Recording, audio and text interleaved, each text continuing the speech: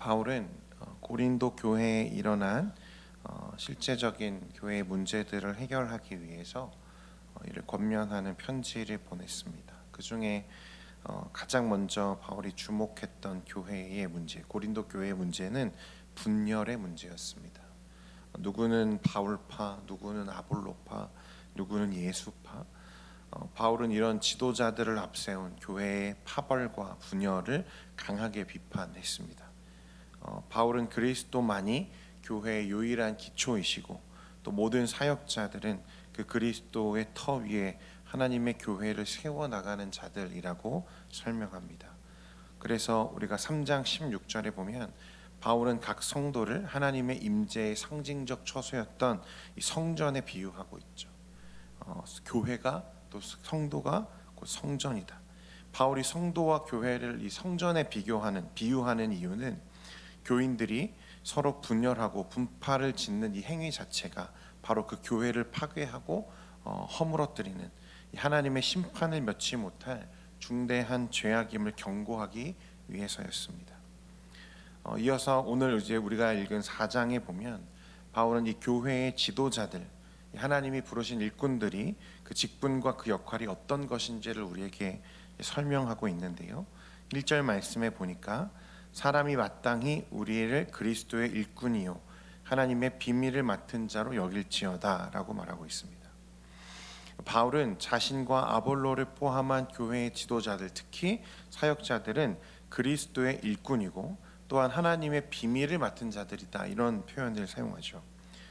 일꾼이라고 하는 건 그야말로 하나님의 부름받은 종이다. 하나님 우리를 종으로 부르셨다라고 하는 표현입니다. 또 여기서 하나님의 비밀을 맡은 자, 사람들이 이 말씀을 많이 오해하는데 이 하나님의 비밀을 맡은 자라는 말은요, 여기서 비밀은 미스테리온이라고 하는 단어입니다. 이 단어는 어떤 감춰진 비밀, 그래서 사역자들에게만 알려진 특별한 어떤 비밀이 있다는 뜻이 아니죠. 이건 주로 헬라의 종교들 가운데 그 종교에 입문하게 되면 그 입문한 자들에게만 공개되는 이 신성한 의식들 혹은 비밀스러운 교리들을 의미하는 단어였습니다. 그러니까 어떤 교회 혹은 어떤 종교에 입교하게 되면 그 입교한 자들에게만 제공되는 의식들 혹은 입교한 자들에게만 가르칠 수 있고 말할 수 있는 교리들이 있죠. 그런 것들을 이 미스테리온이라고 하는 단어로 표현하는 거예요. 비밀이다. 그래서 교회에서는 이 미스테리온이라는 단어를 어떻게 사용했냐면 이 성례전을 가리키는, 성례를 가리키는 단어로 사용했습니다. 그러니까 따라서 문맥을 통해서 볼 때 이 하나님의 비밀은 이 사역자들만 알고 있는, 사역자들에게만 주어진 감춰진 어떤 비밀이 있다는 뜻이 아니고 복음을 통해, 그리스도를 통해서 드러났던 하나님의 목적에 관한 지식들을 말하는 것입니다. 쉽게 말하면 하나님의 말씀 곧 구원의 진리를 이 하나님의 비밀이다 라고 말하는 거죠. 그리스도께서 오심으로 인해서 이 땅에 밝히 드러난 하나님의 비밀입니다. 그러니까 다른 사람들에게는 숨겨진 비밀이 아니라 하나님의 사람들에게 모두 공개된 비밀, 계시된 비밀을 말하는 거죠.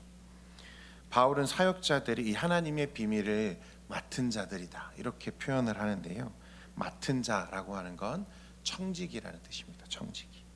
그러니까 사역자는 그리스도께서 종으로 불러서 그 복음을 통해 드러났던 이 하나님의 뜻과 지식을 가지고 교회와 성도들을 돌보고 보호하는 그런 하나님의 사역을 위해 위임받은 자들이라고 표현하는 것입니다.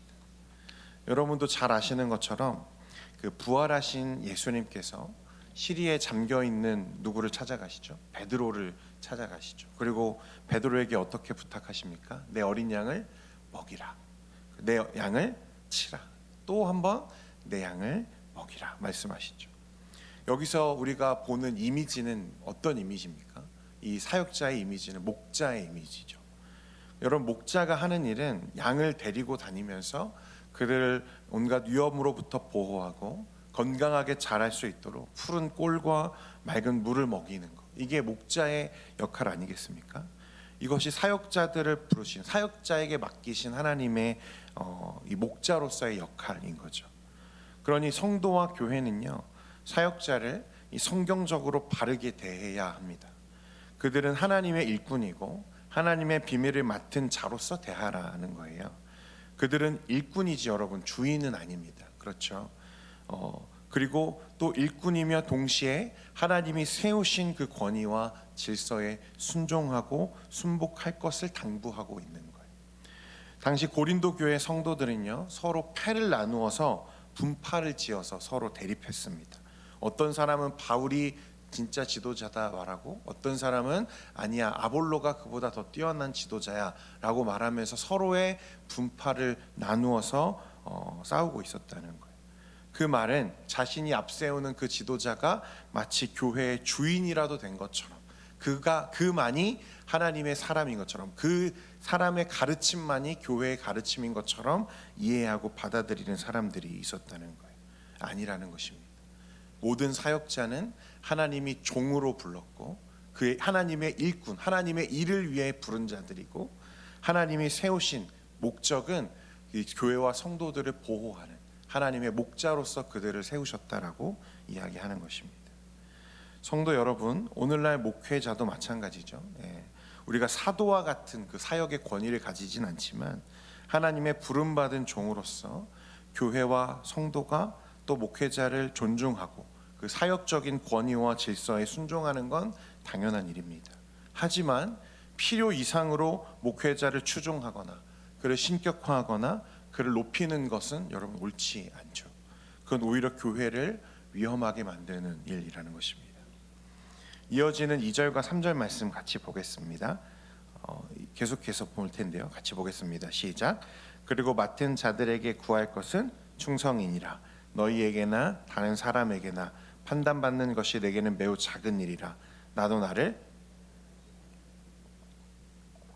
바울이 맡은 자들에게 구할 것은 무엇이라고 했습니까?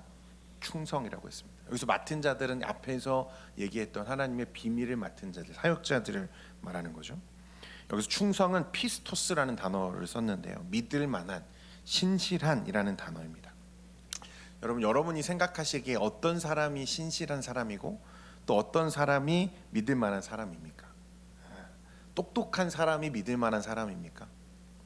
아니면 웅변이나 학식 또 학벌 이런 것이 뛰어난 사람들이 믿을 만한 사람일까요? 좋은 가문에 태어나면 신실한 사람일까요? 아니죠.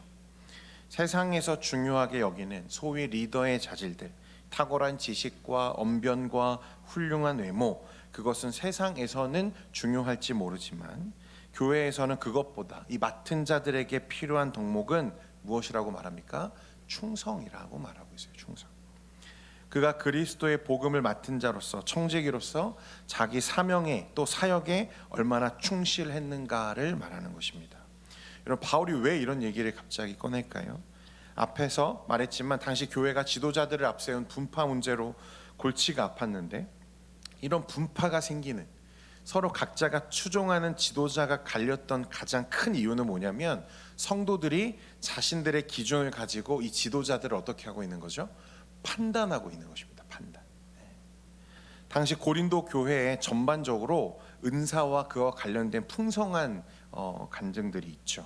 그러니까 그들 중 일부는 고린도 교회에 사역하는 사역자들의 은사를 서로 어떻게 하는 것입니까? 비교하는 거예요. 아볼로는 설교를 진짜 잘해. 아볼로가 그래서 진짜 사역자야. 아니야, 바울은 기도를 정말 잘해. 그래서 바울이 진짜 사역자야 라고 서로의 은사를 비교하면서 판단하는 거예요.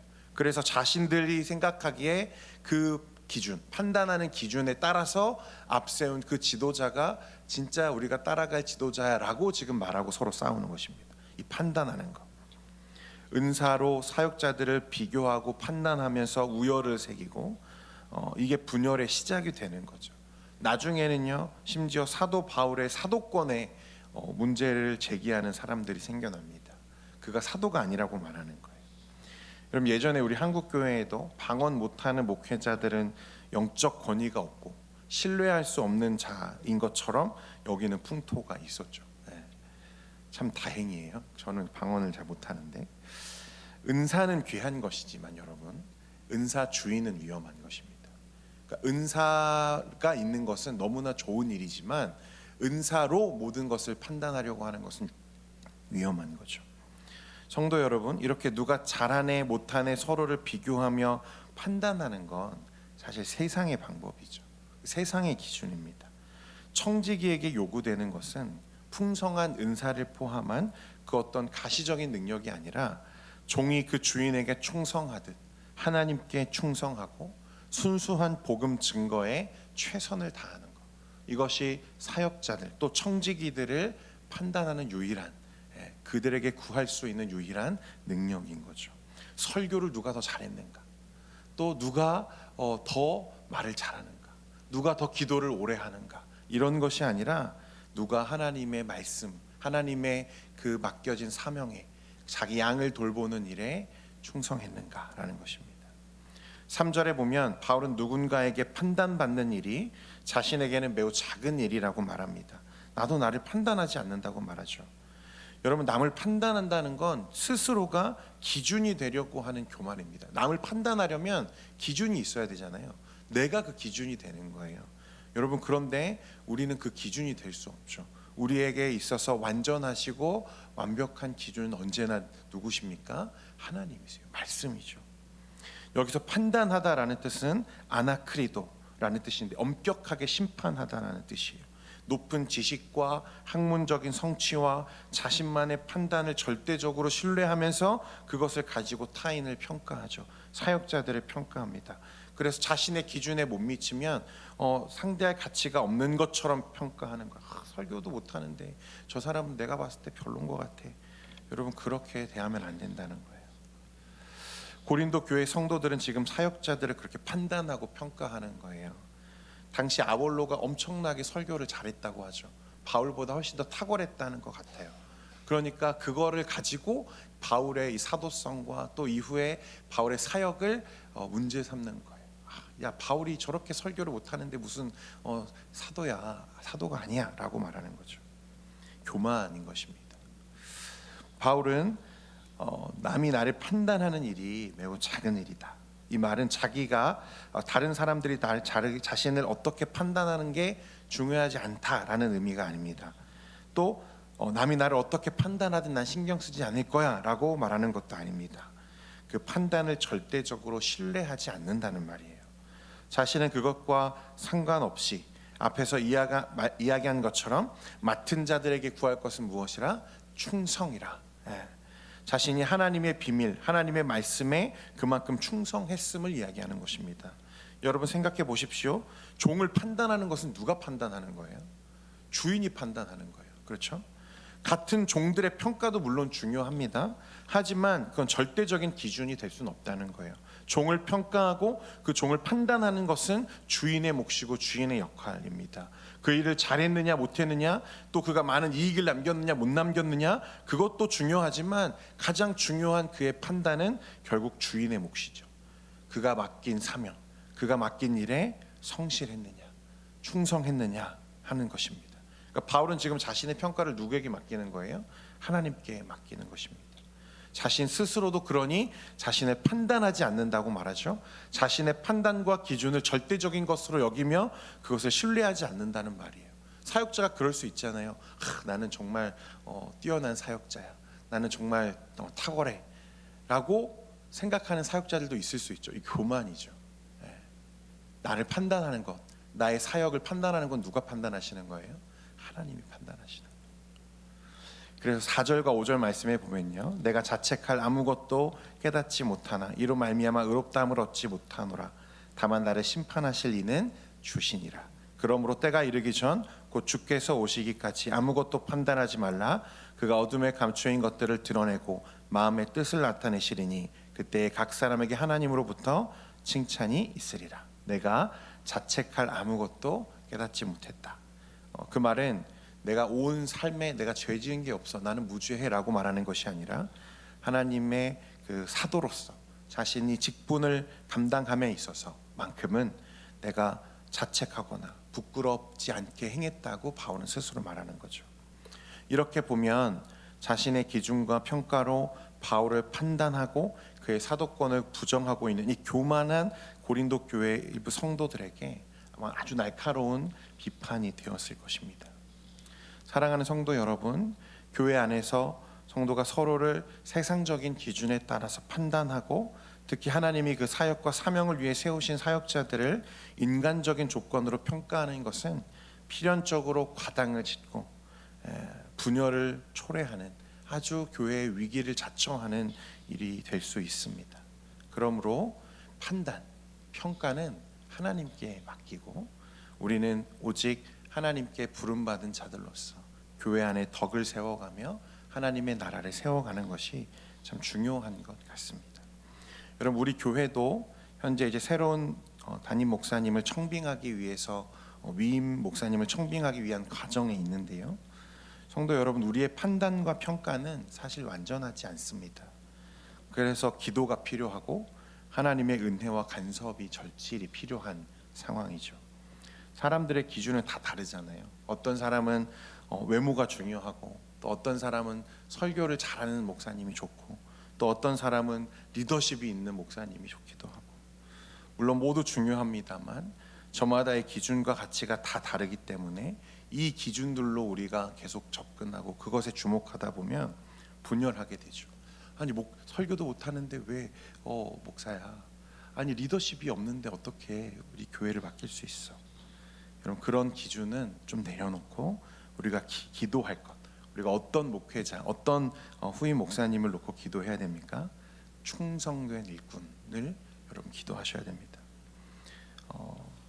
충성된 일꾼, 정말 하나님의 부름받은 자로서 사명을 가지고 하나님이 맡겨주신 교회와 성도를 하나님의 사역으로 받고 또 얼마만큼 잘 목양할 수 있는가, 참 어려운 문제이기 때문에 우리가 기도해야 되는 것 같아요. 그래서 오늘 바울이요, 다른 능력들도 많이 있죠. 바울도 참 특별하게 특출난 사람이잖아요. 하지만 설교 잘하는 목사님 이런 것 다 떠나서 충성스러운 목사님이 오셨으면 좋겠고, 바울이 말하는 것처럼요, 선생이 아니라 아버지의 마음으로 자기의 양들을 사랑하고 목양하는 목자와 같은 분이 오셨으면 참 좋겠다, 개인적으로 그렇게 생각을 합니다. 바울은 우리에게 이 남을 판단하는 교만을 주의하라고 말씀하면서요, 이렇게 말씀합니다. 14절과 15절 말씀 읽고 마치겠습니다. 14절 15절입니다. 시작. 내가 너희를 부끄럽게 하려고 이것을 쓰는 것이 아니라 오직 너희를 내 사랑하는 자녀같이 권하려 하는 것이라. 그리스도 안에서 1만 스승이 있으되 아버지는 많지 아니하니 그리스도 예수 안에서 내가 복음으로써 너희를 낳았습니다. 이런 바울과 같은 사역자가 우리 교회에 꼭 세워질 수 있도록 여러분 기도해 주시기를 바랍니다. 그리고 우리 교회에 있는 목회자들이 이런 사역자 될 수 있도록 또 기도해 주시면 감사하겠습니다. 기도하겠습니다. 거룩하신 하나님 아버지, 분열하고 또 파당을 나누어서 서로 분열하고 싸웠던 고린도 교회를 통해서 하나님의 일꾼들, 청지기에 대한 말씀을 우리가 살펴봅니다. 이단 사역자들 뿐만이 아니라 하나님의 사명자로서 이 시대에 부름받은 모든 성도에게 공통적으로 적용하는 말씀인 줄 믿습니다. 하나님, 우리가 충성된 주의 일꾼이 될 수 있도록 주님 늘 우리와 함께 해 주옵소서. 이제 또 하루의 삶을 시작하며 또 이후의 삶을 우리가 주님의 손 위에 맡겨드립니다. 우리와 함께 하시고 우리의 기도에 응답하시며 하나님의 은혜 안에 머물 수 있도록 우리를 붙잡아 주옵소서. 예수님의 이름으로 기도합니다. 아멘.